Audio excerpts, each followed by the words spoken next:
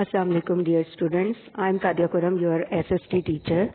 Dear students, today I'm going to explain the topic Historical Personalities of Pakistan, and this topic is from your chapter History.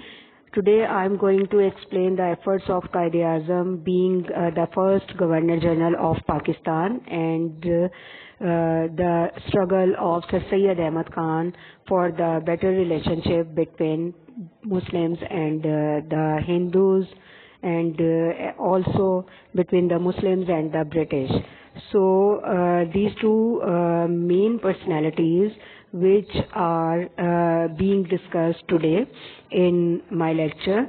So first of all, I'm going to explain the efforts of Quaid-e-Azam after the independence, when he became the first Governor General of Pakistan. So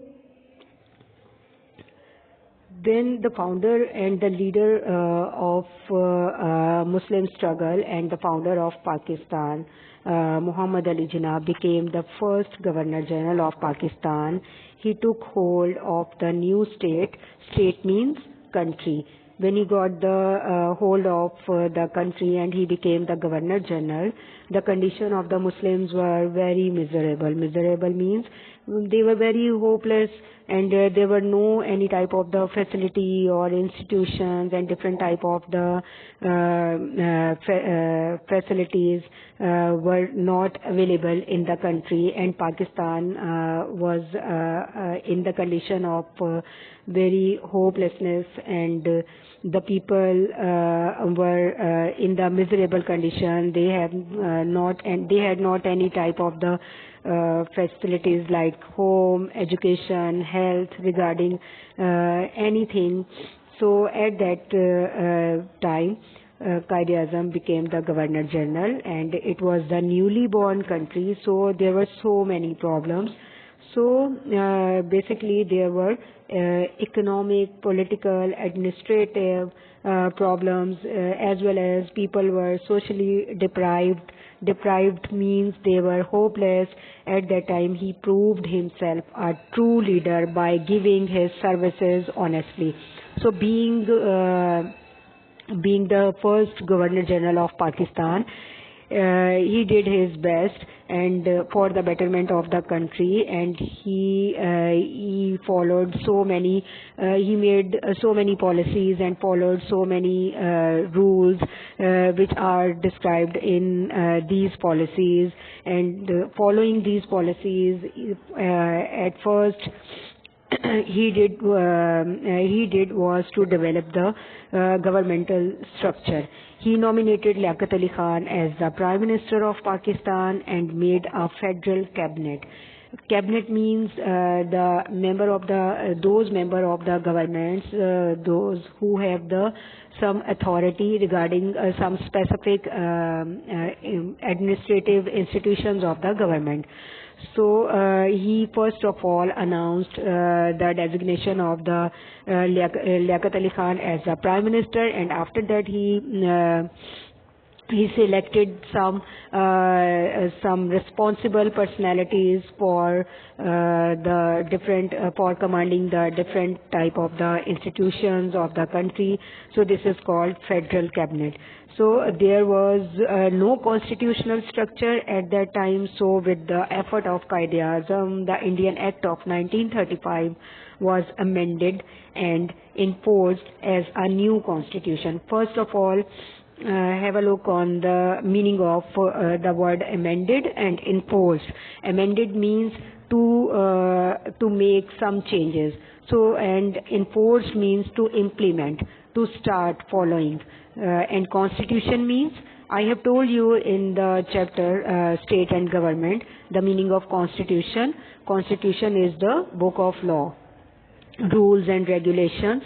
So that is called constitution. So first of all, he enforced the constitution. He had to enforce the constitution, but at the starting time of our newly born country in 1947, there was no any constitution. Basically, constitution making was a very complex and is a very complex process. So there was no constitution of the country, but there was needed the rules and regulation at the very first moment when Pakistan came into being. So Quaid-e-Azam decided to enforce the Indian Act 1935. So what is the Indian Act 1935?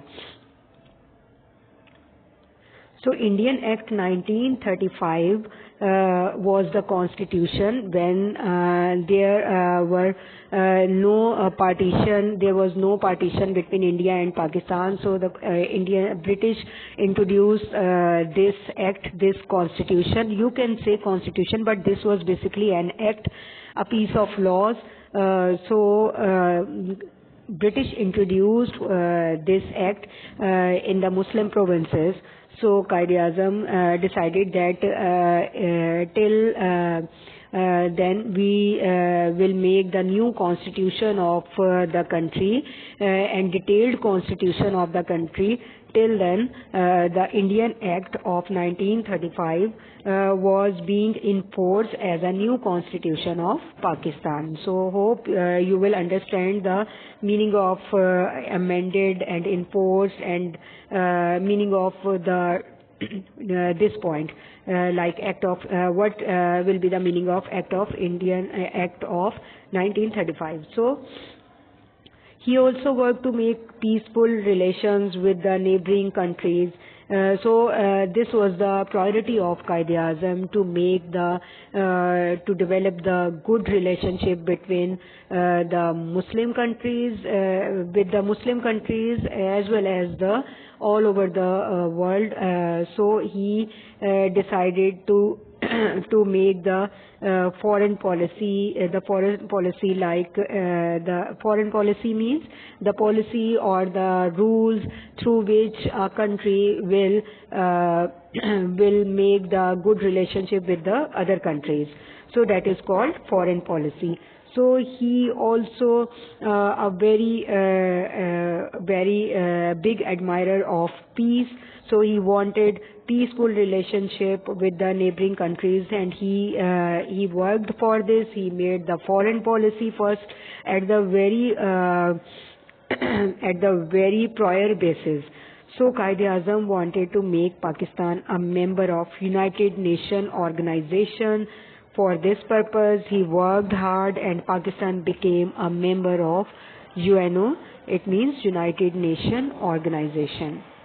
So that was another effort of Quaid-e-Azam, that he wanted that there must be the membership of United Nations Organization, and he did his best that Pakistan had to become the member of United Nations. So do you know what is the meaning of UNO and what is the purpose of United Nations? Okay, I will tell you. UNO means, this is the abbreviation of United Nations Organization. So after the Second World War, there was much disaster, and almost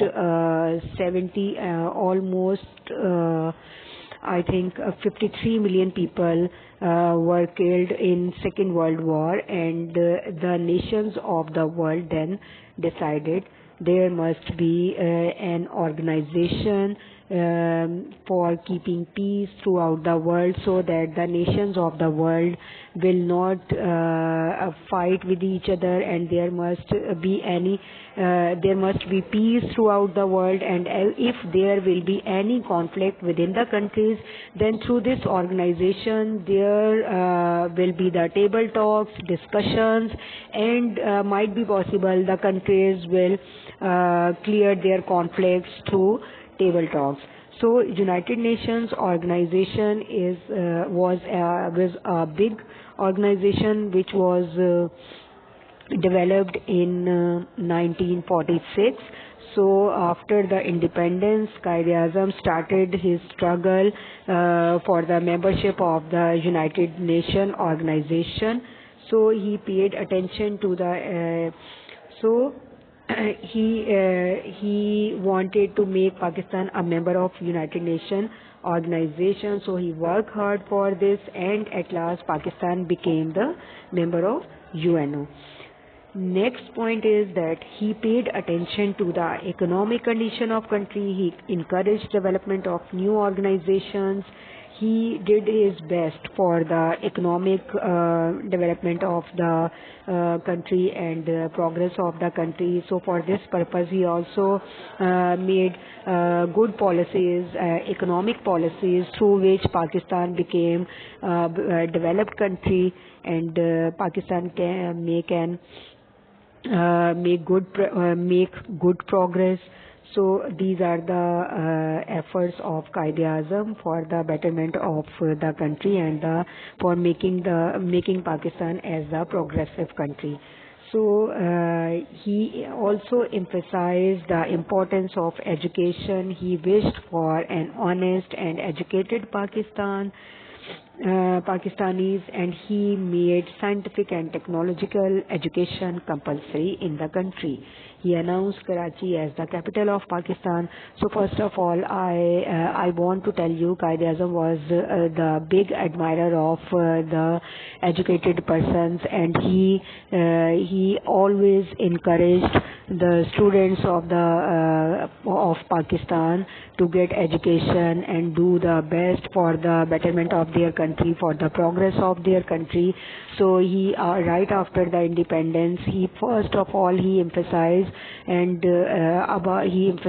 that there must be the education policy for the students, and also he addressed on the different places and in the different colleges and universities to the Muslim students that they must get better education, and they must work hard for the betterment and progress of their country. So at that time, Quaid-e-Azam said that there must be the first priority of the government to make the education policy. So he also, at the end, I will tell you that Quaid-e-Azam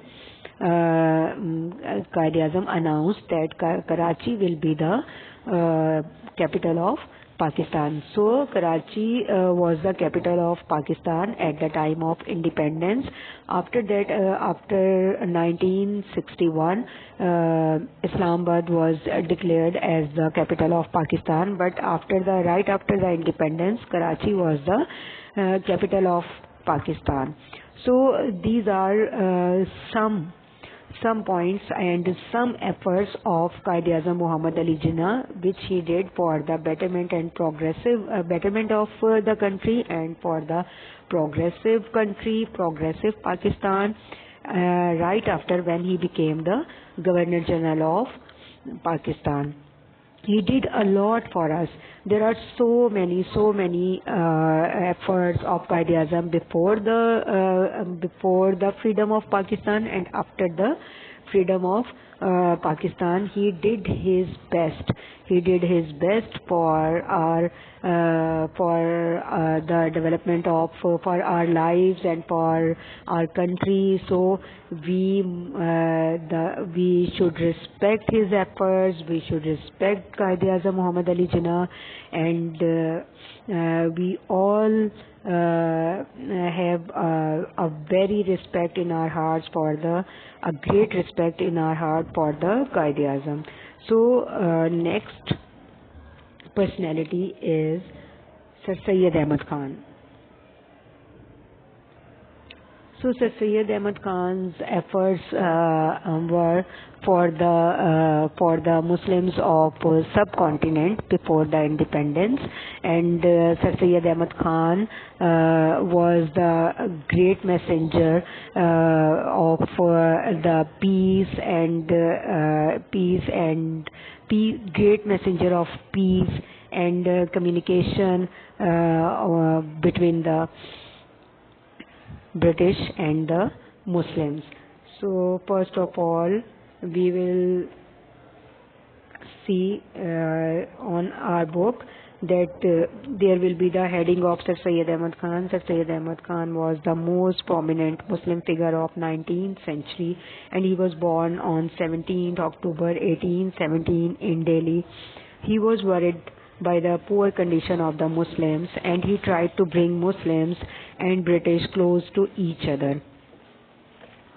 So the best effort of Sir Syed Ahmad Khan was in the field of the education of the Muslims and the best relationship between the Muslims and the British. So at that time, the subcontinent was under the rule of British, and they started to prevail their Christianity and their language, English language, and most of the schools of the Muslims were being closed because they were not agree to teach the English language. So the Muslims' condition was very miserable, and Sir Syed was very much worried about the miserable condition of the Muslims. They have not the jobs, they have not any, they were not educated. So he also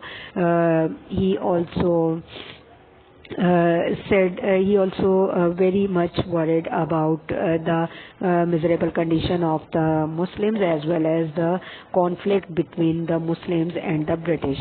So he worked hard, and first of all he worked as a bridge builder, as a messenger between Muslims and the British. He started his educational reforms by introducing Madrasa in Muradabad in 1859. First of all, he started a very important thing, and he started very important thing regarding the education of the Muslims, and he opened a madrasa in Muradabad in 1859, and there, along with scientific knowledge, religious teaching, and also were also taught. The Muslims and Hindu students were taught Urdu, Persian, Arabic, and English as well. He was not only encouraged Muslims to change their fate means to change their life, to change their luck, but also gave the ideas of two-nation theory. So he was the first leader who first gave the idea of two-nation theory. So he was the good friend of the British, basically. So he got the permission to open the school for the Muslims, and he also said to the Muslims that they have to follow the modern education, as well as they have to send their children in the schools and to get the education. So he started a school in Muradabad, and in this school he taught the students Urdu, Persian, Arabic, because at that time there was the three languages were spoken in the subcontinent, as well as he also taught English.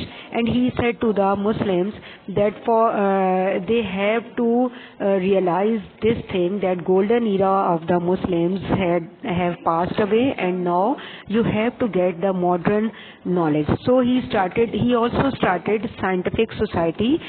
This was the name of an organization in which he taught the students different type of the scientific work, modern work of the different writers, British writers as well as the other writers, and he also translated these writings into Urdu. So he wanted to remove the hatred developed between British and Muslims due to the War of Independence in 1857. In 1857, there was the War of Independence between the Hindus, Muslims, against the British, and there were also Hindus, Sikhs, and different communities indulged in this war. But British thought that were the only Muslims who were the cause of the War of Independence 1857. So Sir Syed Ahmad Khan did his best to remove the misunderstandings in the minds of the British for the Muslims. For this purpose, he also make a pamphlet that is with the name of Cause of Indian Revolt. So in this pamphlet or booklet, you can say booklet, in this booklet he wrote the different reasons and causes of the War of Independence, and he also said to the British that the Muslims were not only the reason of the war, there were also so many communities like Hindus and Sikhs were equally responsible for this war.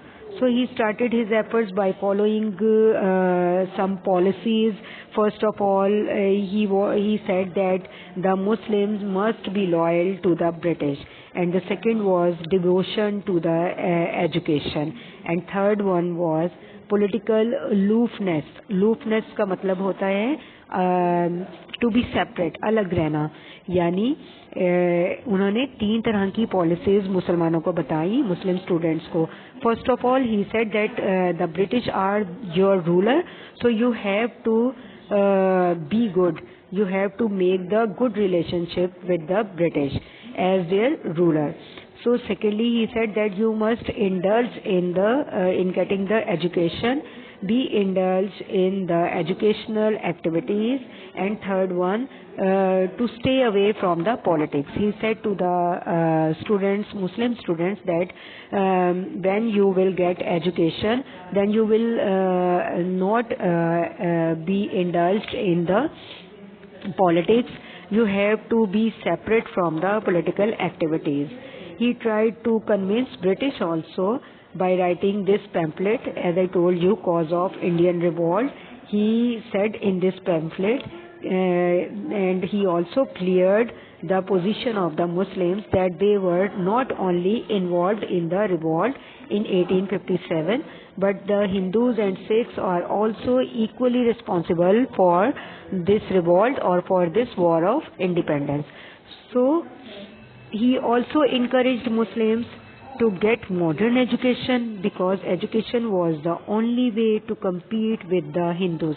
So Sir Syed Ahmad Khan advised the Muslim students that you have to get the education, and when you will get the education and you will be educated, this will be your tool, best tool to get freedom from the British. So he did the great efforts for the betterment of the Muslims to remove the conflicts between the Muslims and the British. He opened so many schools. He also opened Aligarh School, which became Aligarh College and University later. He did his best. He wrote, he also published a magazine. The name of the magazine was Risala Tehzeebul Akhlaq. In this magazine, he also wrote the different writings of the different English writers, and also translated these writings into Urdu. So beta, these two personalities were the most important personalities who did best for the betterment of the Muslims of subcontinent. That's all for today. Take care. Allah Hafiz.